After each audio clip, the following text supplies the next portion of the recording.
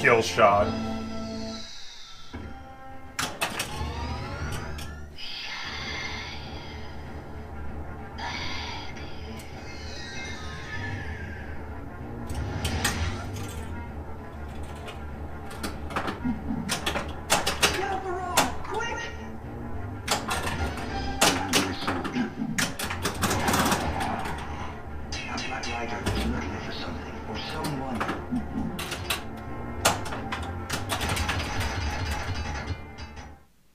Hello again, YouTubers. Welcome back to the Board Game Captain. I'm the Board Game Captain, and today I'm going to be reviewing and showing you how to play Pinball Showdown, a game designed by Diane Sauer and published by Shoot Again Games. I also want to show this cool Shoot Again logo they have on the back that looks like a light from inside of a pinball machine. So now this is a game heavily themed on pinball, and as you saw from my intro there, in addition to being a big fan of board games, I'm also a big fan of pinball. I love pinball.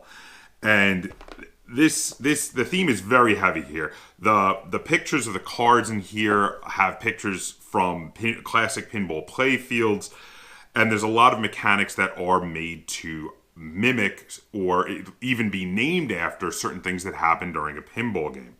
Now, this is listed as being a 2 to 4 player game for half an hour and ages 13 and up. So I'm going to start right there, and I'm going to say that in regard to the 2 to 4 players, I do have a slight gripe about the 2-player version of this game. Now, I feel that this game plays much better at 3 and 4 players. The 2-player game is a little too back and forth, and there's some really fun elements that are lost in 2 players. So this really feels, to me, more like a 3 to 4 player game. As for the half an hour, that's a pretty good estimate. This is a quick game and very easy to pick up. The 13 and up feels like a little bit of an overestimate to me, though. This is a bidding game, and once you get the basics of the bidding mechanic down, there's a fair amount going on for a half-hour game, but it's not all that overly complicated. I think you could probably drop down to maybe a 10 and up. So now in the box here, let's have a look at the components. The first thing we have is the rule book. Now the rule book is okay. It's got some color pictures here. I did have a couple of problems with it though. So my first problem I want to start with is they show you these pictures of all the different shaped tokens, but it doesn't specifically tell you that each player should pick a shape and all of the tokens of that shape are theirs. I figured it out as we were setting up for the first game, but we almost played the first game without realizing how do you tell everybody's tokens apart. And that's how, because each person's supposed to only get one shape. So, on one hand, it made me feel a bit stupid. It might have been me. But on the other hand, a sentence letting you know every player should pick a shape and the different shapes are for the different players would have been nice, especially since on the punch boards the tokens were all right next to each other. The other gripe I have with this rulebook is that while in the beginning there's a couple nice little diagrams to show you how the cards work and such, the rest of the rulebook is just massive blocks of text. And these, massive blocks of text like this without having diagrams showing you what they're talking about, even though it's only a few pages, that's the sort of thing that does make your eyes glaze over. While reading this rule book, I found myself reading the same sections over and over again because I'd be like, wait, what did I just read? Because it does make your eyes glaze over. So I would say, now this isn't a bad rule book. There's not much in the way of ambiguities. Everything that they explain in here works like how it should work, but it could have been done a little better with more diagrams and more illustrations.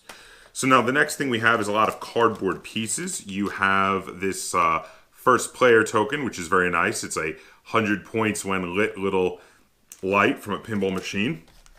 You have the cardboard punch-out tokens, which are double-sided because one side is green and the other side is red for either control or speed, and they are different shapes for the different players, which is very nice. So you have hexagons, triangles, circles, and squares for the different shapes. We have here, this is a nice big card to keep track of the turns. Now, I'm not sure if this was one that actually came in the game or if this was part of a promo I got at Gen Con, but I hope this comes in the game because this is very nice. And I do know as a promo to keep track of it, they gave me a actual arcade token. This was a promo and doesn't actually come in the game, but I use it on the little turn counter, and this is really good. Now, the cards, which are the main part of the game, you've got some cheat sheet cards, which are very nice. I like when games give you cheat sheet cards. Easy reference is always good. You have a wizard mode card, which is very important. Wizard mode on and wizard mode off, because when it's on, it's double scoring. And then you have the combo cards, which are for bonus points, and you have the regular cards, which are things you bid on during the bidding of the game. Now, the cards have easy to read symbols on the side, so you know what they mean, and they are very easy to understand. I like them. They are that linen finish, which is really nice for sliding them across the table as well as shuffling.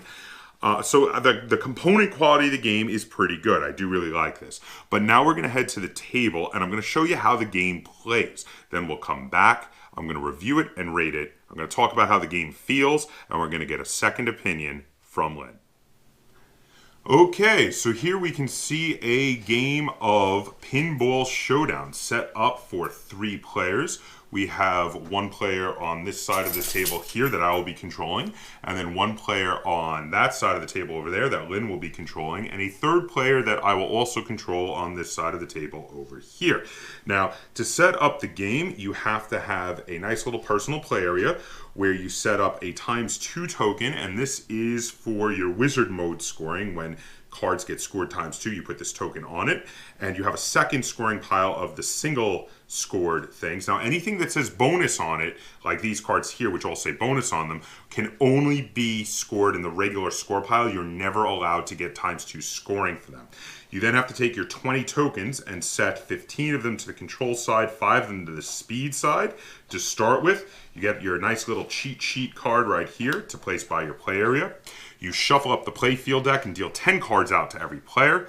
Now, this, I believe, was a promo card, but for keeping track of turns, it is a good idea to use something to keep track of turns. And this one is very nice for that. And you also shuffle up the combo cards, and you deal out 3 combo cards. Now, the rest of the cards can be removed because those are the only combo cards you're going to have out for the whole game.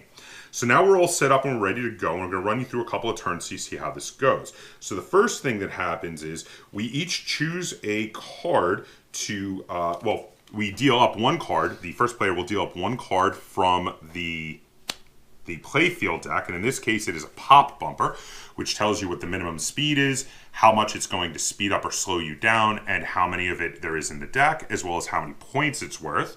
And this card is going to go into the bidding area. Then we're all going to choose a card face down to put into the bidding area. We're going to shuffle those up, and we're going to deal them out, so you're never quite sure who put which of the cards out. So 2 of them up. There we go. All 3 cards are here. I'm going to give them a quick little shuffle. And then we have a bash toy, a drop target, and a short ramp. So now, on each of our turns, starting with me because I'm the first player here, we're going to decide what we want to do. And we can use our control tokens to steer our individual pinball towards one of these targets if we want. The other things we can do is we can discard control tokens from the game to speed ourselves up, which is a little costly, and we can outbid other people on certain things if they're going for certain things that we want. And also, let's take a look there. Now, you put out a short ramp. That's good for, the short ramp and the bash toy are out, which are good for Area 51 there. So the other thing we can do is we're allowed to buy discarded cards that have already been discarded from previous rounds. Now, to start with, there's nothing there, but usually you could discard 2 of your control tokens from the game to buy one, which you would then put in your hand and could use it in the future. So what I'm going to do is I'm going to bid... I'm going to bid on the short ramp. I'm going to bid 2 on the short ramp there. So that is all I'm going to do. So I'm done. So now it is Lynn's turn to decide what she wants to do. What are you going to do? I am not going to bid on anything. Okay, so Lynn chooses not to bid. And then since she chose not to bid, the third player is going to choose not to bid also. So now I get first pick here. So my bid means I am going to score the short ramp. So I'm going to put that in my score pile. And then in turn order, the people who did not bid will each get to score one of their choice. So Lynn, what would you like to bid? What would you like to take, I should say, in score? I'm going to take the drop target. Oh, you just made the third player very upset because he wanted that. So he's going to take the bash toy, at which point, after taking the bash toy for his area here, the pop bumper gets discarded. Now, then we're going to check to see, we would check to see if we've scored the correct cards to get any of these combos, which you need at least 2 cards to, so there's not really a need to check on the first turn. But then we check to see if anyone's dropped down to... Well, we have to adjust. Oh, yes, we have to, I'm sorry, thank you. We need to adjust our speed, which mine has a little negative, one negative circle there, which means one of my speed turns into a control and I drop to 4 speed. There's 3 negatives on the third player over here, so they're going to drop down to 2 speed. And what did you get? I already did it. I just had 1 negative. You just had 1 negative. And then also, we would check to see if anyone drops to 0 speed, that would mean your ball would drain. However, in the first 5 turns, if your ball drains, you get a autosave, and you get to flip 5 of your tokens back over to speed and keep going. And if you drain in the last 5 turns, the game will end at the end of that turn, and we will count up the score and see who wins. So that's it for the first turn. I'm going to pass the token to Lynn. Lynn is going to be the new first player. So the first thing she does is she's going to deal up a card, which is another drop target, and then we're all going to decide what to put in the mix here. So I'm going to throw that in, and then.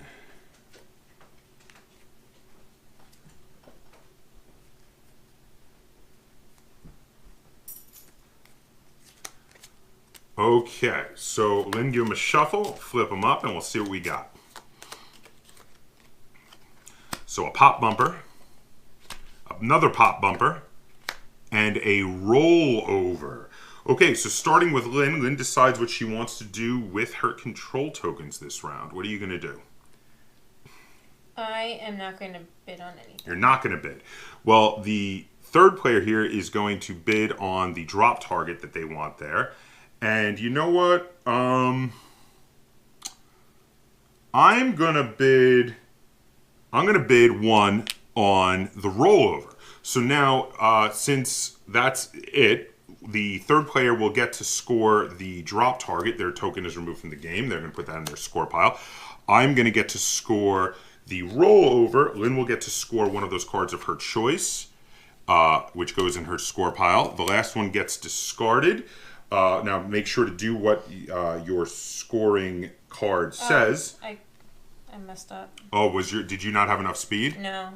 How much speed was required? 6. No. The speed is on the other side, Lynn. Oh. It's 1 or more. Oh, okay. You're fine. Okay. Okay, so now they need to go down yet. Oh, the drop target, the third player messed up. Now, this is what happens when they do not have enough speed. They only had 2 speed. They miscalculated. You needed 3 or more speed to be able to do this. So this card gets discarded and they lose another speed. You lose speed equal to the number of the spheres, the circles that are there. So they do not get that one. Mine does not alter my speed at all, but I did have enough of the minimum speed. So now we'll move, now nobody drains. And the third player is really going to need to up their speed. They're going to be looking for something to up their speed significantly, I think, at this point. So they're going to be the first player. So they're going to flip up the first card, which is a flipper. And then everybody's going to put something in.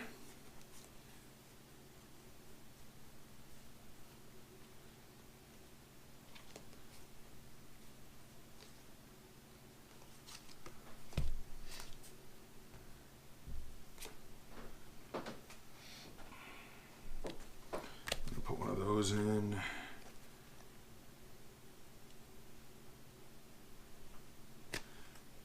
those in. Okay, so they're going to give those cards a quick shuffle, and we're going to see what we have here. Now, the first card with a bunch of equal circles has come up. Now, what that means is if you get that card, you immediately set your speed to that many. So in this case, that is a 6. You would immediately set your speed to 6. So starting with the first player, they're going to bid on that because they have the 1 speed, and they really want to up their speed quite a bit. So they're going to put 1 on there. But you know what? I would like that too. That's a nice one. So I've decided I'm going to outbid them on that. I'm going to drop 2 on it and knock them off. What are you going to do? I'll bid 1 on the roto target. Okay. So now when I knocked their 1 off, also, by the way, they could have upped their speed with that if they wanted to. They decided not to, though. So now I get the scoop hole and Lynn gets the roto target, which I had the correct amount of speed for, and so did Lynn. And mine will immediately set me to 6 speed. And the third player is going to choose to take the flipper because that's going to up their speed by 7, which is huge. They're going to go all the way up to 8 speed. There we go. The mini flipper gets discarded, but someone could pay 2 of their tokens to get it on the next turn. Now, I've been forgetting to move this. We should be on the 3rd turn here. Now, we play like this, and at the end of a turn, if you happen to get the collection of the correct combinations of things you need. I don't think anyone had. Let's just double check. So we had a bash toy over here, and did a short ramp come up? It did. So if the same player had managed to collect the bash toy and the short ramp, for instance. Now, here is the bash toy and the short ramp. There is a combo, Area 51, which if you have the bash toy and the short ramp, you get to take that and add it to your score pile. And at the end of the game, this is going to be worth 4,500 points.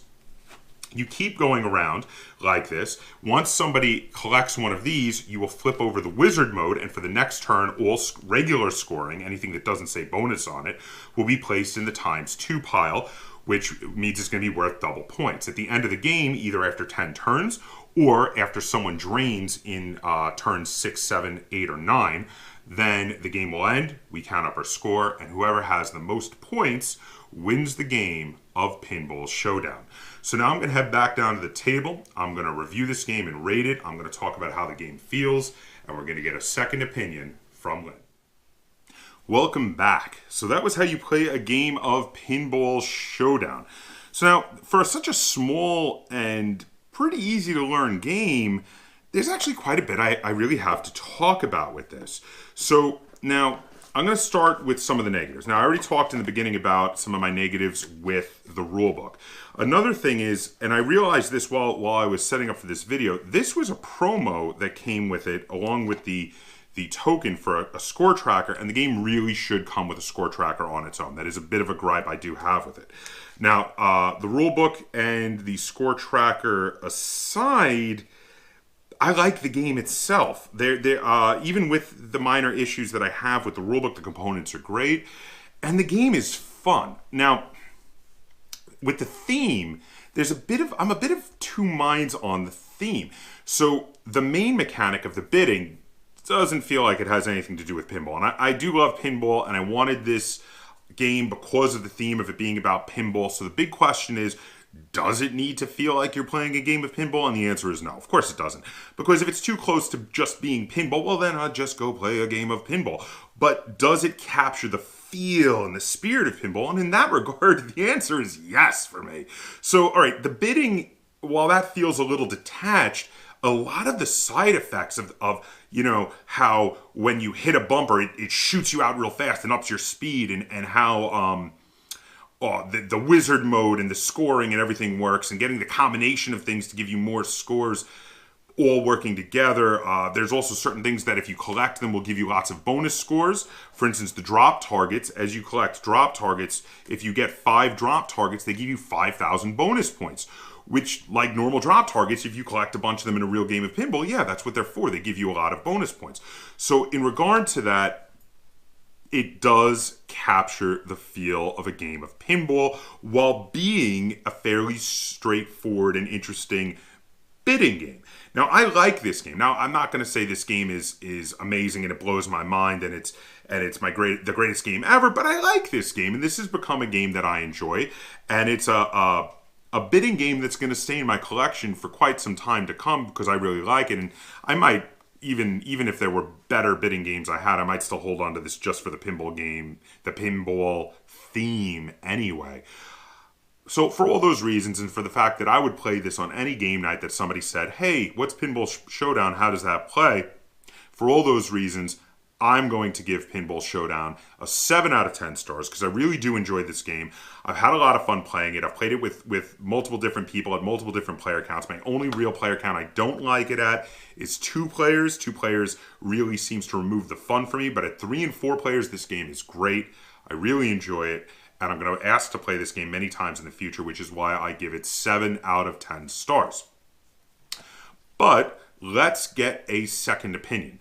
Lynn, how many stars out of 10 would you give to Pinball Showdown? 6. Now, Lynn's score is still fairly positive. 6 means she likes it, but she has to be in the mood to play it. And I've asked her about this. We discussed this before we did this video. And Lynn told me that the core mechanic of it, and this is really not the fault of the game, but she's not a big fan of the whole bidding mechanic. And I know a lot of people that this is one of those mechanics that can be a bit divisive. So if you're not a fan of bidding games and you like pinball, if the fact that it's a bidding game is going to overrule your like of the pinball theme, don't get this game if you really don't like bidding games. But if you do like bidding games and you do like the pinball theme, definitely pick up this game. This is a fun addition to your collection. I really like it and I can recommend it to you. So there you have it. That is 7 stars from me, 6 stars from Lynn. That's a 1.5 thumbs up from us here at the Board Game Captain. If you have any comments, questions, or concerns on the game of Pinball Showdown or this video, feel free to put them in the comments down below. And if you enjoyed this video and you'd like to see us do more review and tutorial videos like this, be sure to give this video a like, share it on all forms of social media, and if you haven't already, please subscribe to the Board Game Captain. That's Captain spelt with a K on YouTube. And hit that little bell icon on my channel so you get alerts every time I upload a new video.